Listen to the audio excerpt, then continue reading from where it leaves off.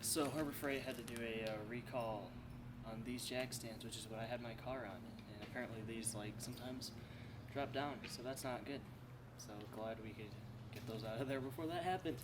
I don't even know if it would, but just in case, it's always good to know. A few moments later. Alright, so we're back from Harbor Freight. We got some new tools, new jack stands. So let's get back to working on this thing. Just got to get the passenger side front end taken out, and then we got to change the end rod links, which we'll do later, maybe tomorrow, I'm not really sure. But for now, I'm just going to work on getting the passenger side strut out. So yeah, let's get to that. It does fit. Alright, I'll have at it. I don't trust that one bit. Wow. You sure it's down and not up? Yeah, righty-tighty. That would be tightening it. Yeah, it's off. Jeez, that was like... Alright, let's try some heat. Yeah.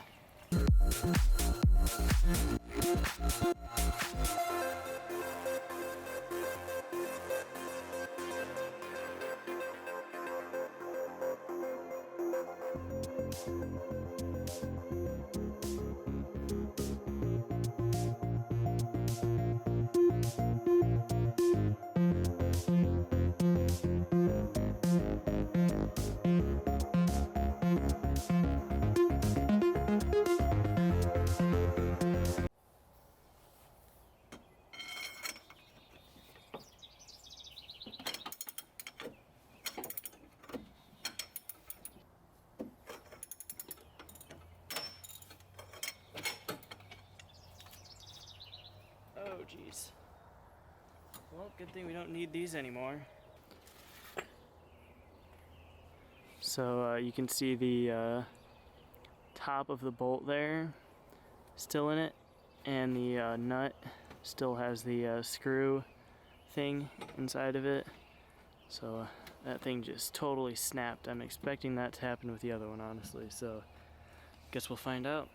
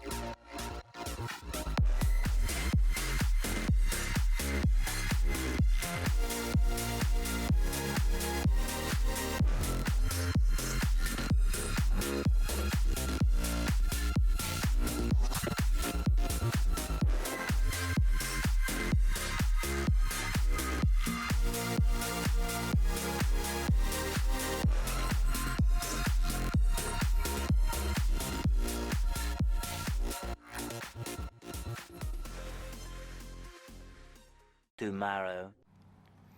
Alright, so yesterday, I don't know if you guys have seen it already, but yesterday we lowered down the front end. We got it all finished up, and you can see that is the new drop on that side. Here is the rear end, which is still basically stock.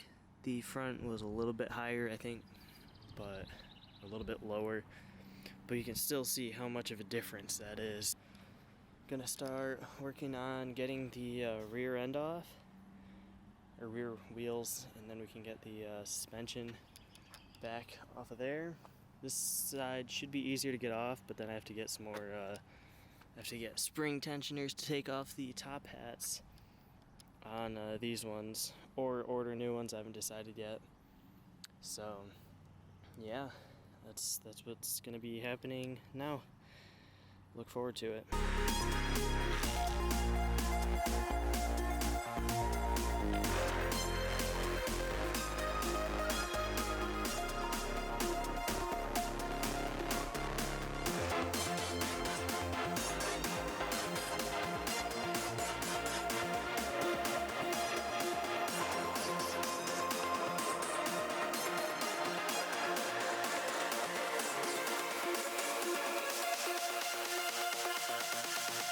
Alright, so to remove the rear ones, we have to remove this bolt, then there's one in the front.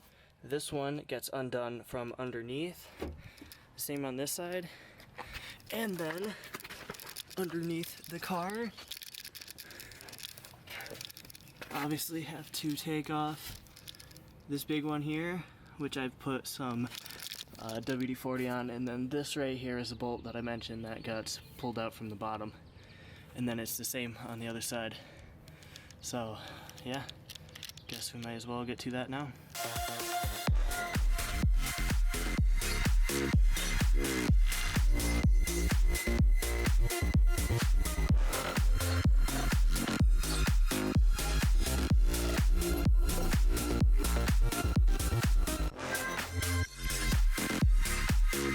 Unfortunately, my camera stopped recording, but I got this off with a lot of tedious work with the ratchet and breaker bar, and I used the impact. I'm not sure if you saw that. I'm not sure when it cut out, but there's those off. Now on to that one right there, right in the middle. So, and then the inside ones, and then this one will be off, and I'm not sure if I'll have to use separate tools to take off the whatchamacallit, but we'll find out.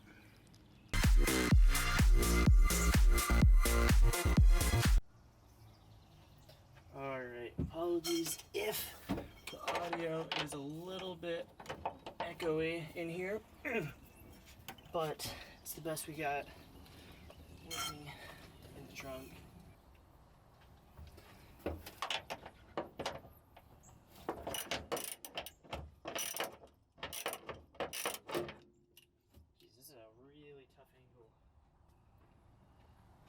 To work at. I'm gonna try it.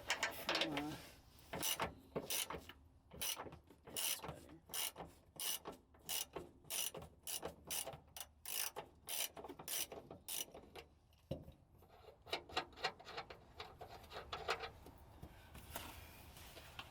Alrighty. I think I'm gonna need an extender for that. Be right back.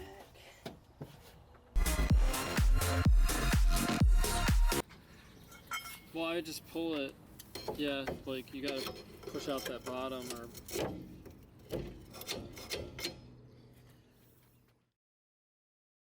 Alright, so I'm just gonna make a little bit of a quick update because I'm just gonna edit together the rest of the footage that I have.